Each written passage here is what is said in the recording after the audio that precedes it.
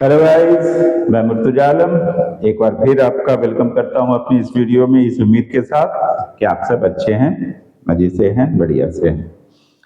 आज का हमारा टॉपिक क्लास 6 के साइंस से है। The topic is habitat and adaptation. Habitat,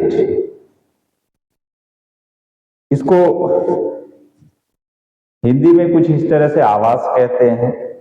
कोई भी प्लांट या एनिमल जैसे माहौल में रहता है, एनवायरमेंट में रहता है, वो उसका हैबिटेट कहलाता है। जैसे कुछ प्लांट्स और एनिमल्स हैं जो लैंड पे होते हैं, तो लैंड में भी कई तरह के पाए जाते हैं। डेजर्ट है, माउंटेन्स है, फॉरेस्ट है, तो ये टेरेस्ट्रियल कहलाएंगे। इसी तरह से वाटर में रहने वाले को एक्वाटिक एनिमल के तौर पे हम मानते हैं और उनका हैबिटेट एक्वाटिक हैबिटेट होता है। तो आज हम इन्हीं को जानने वाले हैं, हैबिटेट। और किसी भी हैबिटेट में रहने के लिए जो लोग एनिमल्स या प्लांट्स के अंदर जो फीचर्स डेवलप होते हैं, वो उनका एडॉप्टेशन कहलाता है। तो आज हम इन्हीं के बारे में जानने वाले हैं। ये टॉपिक क्लास 6 के साइंस में है, बायोलॉजी में। पहले तो हम देख लें हैबिटेट। द प्लेस और environment where a plant or animal naturally or normally lives and grow is called its habitat। कोई भी प्लांट या एनिमल जिस एनवायरमेंट या प्लेस में नेचुरली और नॉर्मली रहता है, ग्रो करता है, वो उसका हैबिटेट कहलाता है। अब इस हिसाब से हम अपने सामने कई तरह के हैबिटेट को पाते हैं। कुछ प्लांट्स और एनिमल्स को हम ऑन लैंड देखते हैं, लैंड में भी कुछ फॉरेस्ट में रहने वाले हैं, कुछ डेजर्ट एरिया में रहने वाले हैं, कुछ माउंटेन्स पे पाए जाते हैं, कुछ प्लेन्स पे पाए जाते हैं, अलग अलग लैंड के ऊपर भी। लेकिन ये सब आते हैं टेरेस्ट्रियल हैबिटेट की कैटेगरी में। तो टेरेस्ट्रियल, इस हिसाब से हम देखते हैं तो हैबिटेट भी कई टाइप में बढ़ जाते हैं। इनको मोटा मोटी हम यहाँ 4 टाइप में बांट के देख रहे हैं। Number 1, terrestrial. Places on earth where organisms live predominantly on land। ऐसी जगह है जहां पर एनिमल्स या प्लांट्स लैंड पे रहते हैं, अपना सारा काम वो लैंड पे करते हैं, हम उनको टेरेस्ट्रियल हैबिटेट के तौर पे मानते हैं। टेरेस्ट्रियल में डेजर्ट भी आता है, desert habitat, forest habitat, mountain habitat, ये सभी टेरेस्ट्रियल में ही आते हैं। आगे देखते हैं, दूसरा है aquatic. Aquatic, the habitats of plants and animals which live in water are said to live in aquatic habitat. ऐसे प्लांट्स या एनिमल जो वाटर में रहते हैं, वो एक्वाटिक हैबिटेट में रहने वाले होते हैं। एक्वाटिक हैबिटेट भी 2 तरीके से, एक तो फ्रेश वाटर के होते हैं, दूसरा सॉल्ट वाटर के होते हैं, जैसे सॉल्ट लेक्स हो गए, इसके अलावा मैरीन हो गया, ओशियंस हो गए, दूसरा रिवर्स, पॉन्ड्स, ये फ्रेश वाटर के। तो एक्वाटिक हैबिटेट आगे और इस कैटेगरी में डिवाइड हो जाता है, जैसे फिश, स्टारफिश, सी हॉर्स, ये सभी एक्वाटिक हैबिटेट में रहने वाले हैं। Aerial, the organisms which live and function in the air are said to be in aerial habitat। Birds, insects, ये सभी एरियल की कैटेगरी में आते हैं। तो एरियल का मतलब ये नहीं हमेशा ये ट्रीज की कैनोपी पे भी हो सकते हैं, बिल्डिंग के ऊपर भी हो सकते हैं, एयर में भी हो सकते हैं, एटमॉस्फेयर में भी हो सकते हैं। एम्फीबियन, ऐसा हैबिटेट जो कि वाटर के साथ साथ ऑन लैंड दोनों को शेयर करते हैं। A habitat that allows organisms to spend part of their lives in water। उनके लाइफ्स का कुछ हिस्सा वाटर में गुजरता है। And part on land, typically in moist environment।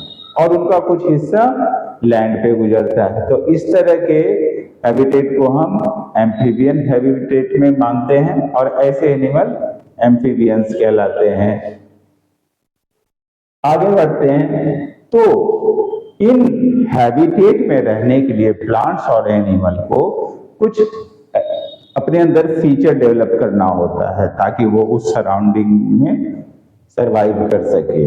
इस फीचर को डेवलप होने वाले फीचर को, अब वो फीचर स्ट्रक्चरल भी हो सकता है या बिहेवियरल भी हो सकता है, इनको हम एडॉप्टेशन कहते हैं।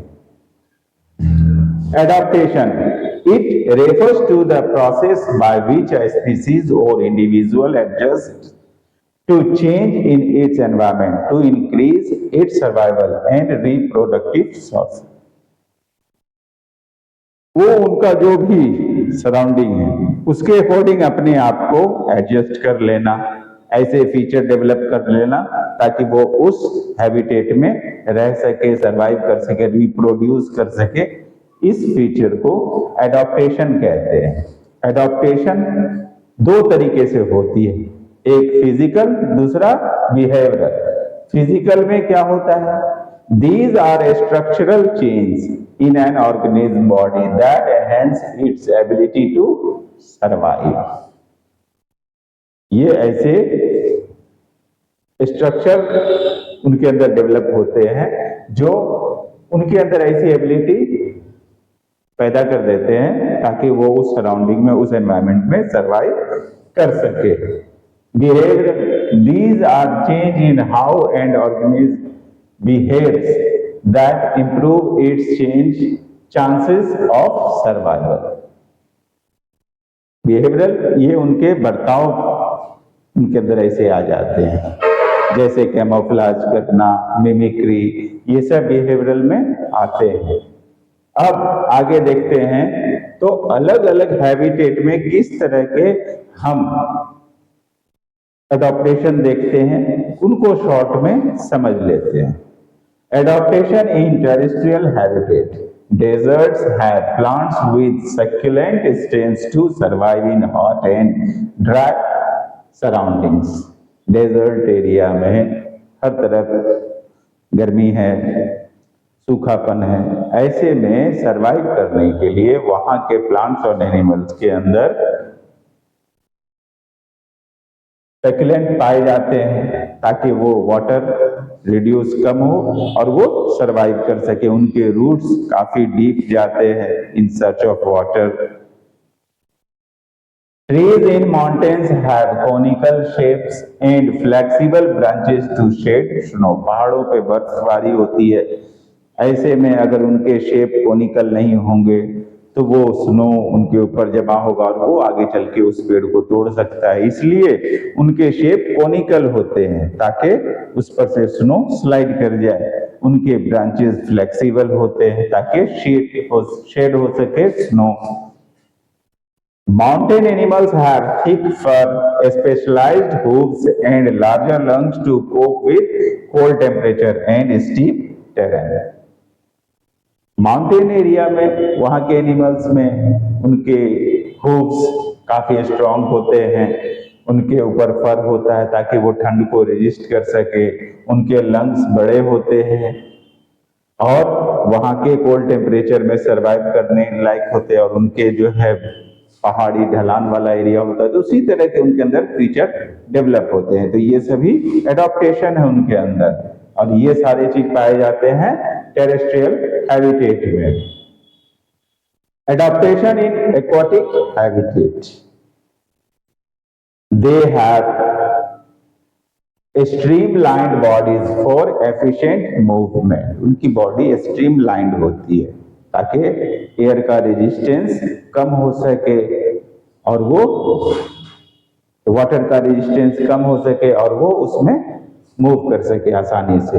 They have fins and flippers to swim. उनके पास तैरने के लिए फिन्स और फ्लिपर्स होते हैं। They have web feet for padding. जैसे डक टाइप के जो एनिमल्स हैं उनके वेब फीट होते हैं ताकि वो उस पे आसानी से स्विम कर सके। They have swim bladder for buoyancy. Buoyancy के लिए उनके पास स्विम ब्लैडर्स बने होते हैं। They have gills to breathe. वे गिल्स का यूज करके वाटर के अंदर ब्रीथ कर सकते हैं। Many of them have colours and patterns. अब वहां पर उनको खुद को प्रेडेटर से भी बचाना है, तो इसके लिए उनके अंदर ऐसे कलर्स होते हैं ताकि वो अपने सराउंडिंग से ब्लेंड कर जाते हैं और प्रेडेटर से बचते हैं। दूसरा, वो ये भी चाहते हैं कि उनके प्रे को उनका खबर न पहुंचे ताकि वो हंट कर सके, अपना पेट भर सके। इसके लिए वो अपने प्रे से भी बचने के लिए इस फीचर का यूज करते हैं। Many of them have colors and patterns that help them blend into their surroundings. तो ये है एडॉप्टेशन इन एक्वाटिक हैबिटेट। अब हम देखते हैं adaptation in aerial habitat. A streamline body to reduce air resistance. Aerial जो भी है एनिमल्स, उनकी बॉडी स्ट्रीमलाइंड होती है ताकि एयर के रेजिस्टेंस को रिड्यूस किया जा सके और वो फ्लाई कर सके। दूसरा, फ्लाई करने के लिए उनको लाइट वेट का भी होना चाहिए। उसके लिए उनके पास हॉलो बोन्स होते हैं, या इंसेक्ट्स वगैरह जो हैं उनके जो एक्सोस्केलेटन है वो कम वेट के होते हैं, हल्के होते हैं। दे हैव हॉलो बोन्स और light weight exoskeleton to reduce weight. Their forelimbs are exoskeletons are modified into wings to fly. Birds के फोरलिम्स विंग्स में मॉडिफाइड होते हैं, इंसेक्ट के फोरलिम्स एक्सोस्केलेटन विंग्स में मॉडिफाइड होते हैं ताकि वो फ्लाई कर सके। तो ये हम पाते हैं एरियल हैबिटेट में एडॉप्टेशन। इसके बाद हम कैमोफ्लेज के बारे में बात करेंगे। ये भी एडॉप्टेशन का ही एक हिस्सा है। ये कैमोफ्लेज क्या होता है? कैमोफ्लेज है, कई बार एनिमल खुद को बचाने के लिए, अपने प्रेडेटर से बचने के लिए वो कैमोफ्लेज का सहारा लेते हैं। इसमें कलर भी चेंज करने का होता है। इसमें उनको उनके बॉडी पे इस तरह के पैटर्न बने होते हैं जो आसपास की सराउंडिंग से ब्लेंड कर जाते हैं और वो आसानी से दिखते नहीं हैं। कई बार मिमिक्री भी होती है, उनको ऐसे वो साउंड प्रोड्यूस करते हैं ताकि किसी डेंजरस एनिमल का पता लगे उसके प्रेडेटर को और वो डर से भाग जाए और उसकी जान बचे। Camouflage, it is a natural adaptation where animals blend into their surrounding, making it difficult for predator or prey to detect them. ये एक नेचुरल एडॉप्टेशन है जिसमें एनिमल जो है वो अपने सराउंडिंग से खुद को ब्लेंड कर लेता है और इस वजह से वो अपने प्रेडेटर या प्रे की नजर में आने से बच जाता है। इसमें क्या क्या होता है? एक तो होता है कलर मैचिंग। आसपास सराउंडिंग का जो कलर है उससे वो खुद को अपना कलर उस तरह का बना लेता है, जैसे ऑक्टोपस, कैमेलियन, इनके अंदर ये फीचर पाए जाते हैं। उनके सराउंडिंग से वो अपना कलर मैच कर लेते हैं और ऐसे में पता नहीं चलता है।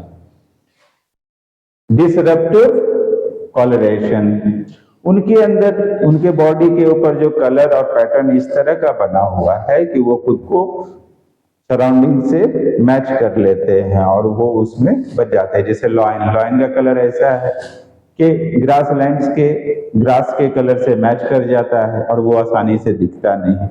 ऐसे ही कई सारे एनिमल्स हैं जो खुद को, उनके पास जो कलर है वो उस कलर का फायदा उठाते हैं। मिमिक्री, ऐसे बहुत से एनिमल्स हैं, बर्ड्स हैं जो खुद को बचाने के लिए किसी डेंजरस एनिमल की आवाज निकालते हैं और उस आवाज को सुनकर उनके प्रेडेटर्स उनसे दूर हो जाते हैं और खुद को बचा लेते हैं वो। शेप मैचिंग, ऐसे बहुत सारे बर्ड्स और इंसेक्ट्स देखे गए हैं जो खुद को किसी भी चीज से मैच कर लेता है, ब्लेंड कर लेता है और वो दिखता नहीं है। जैसे ऐसे बहुत सारे इंसेक्ट्स हैं जो ट्विंग्स के जैसे दिखते हैं, लगता है जैसे कोई ट्री के ऊपर ट्विंग रखा हुआ है, असल में वो इंसेक्ट है। तो ट्विंग के धोखे में बर्ड्स उनको नहीं खाते हैं, उनके प्रेडेटर जो है उनसे वो बचते हैं। तो ये सारी चीजें आज हमने डिस्कस की। पहला तो हैबिटेट, किसी भी प्लांट या एनिमल का नेचुरली कहीं रहना, सरवाइव करना, वो उसका हैबिटेट कहलाता है। दूसरा एडॉप्टेशन, उस हैबिटेट में रहने के लिए उसने जो अपने अंदर समय के साथ फीचर डेवलप किए हैं या उनको जो नेचुरली मिला हुआ है, ये एडॉप्टेशन के अंदर आता है। आज हमने एडॉप्टेशन के भी टाइप को देख लिया, हैबिटेट को भी टाइप को देख लिया। इसे चीज आप पढ़ते हैं क्लास 6 में। उम्मीद करता हूं इससे आप लोग फायदा उठाएंगे। मेरे वीडियो को लाइक शेयर सब्सक्राइब करें और समय समय पे अपना कीमती कमेंट भेजते रहें।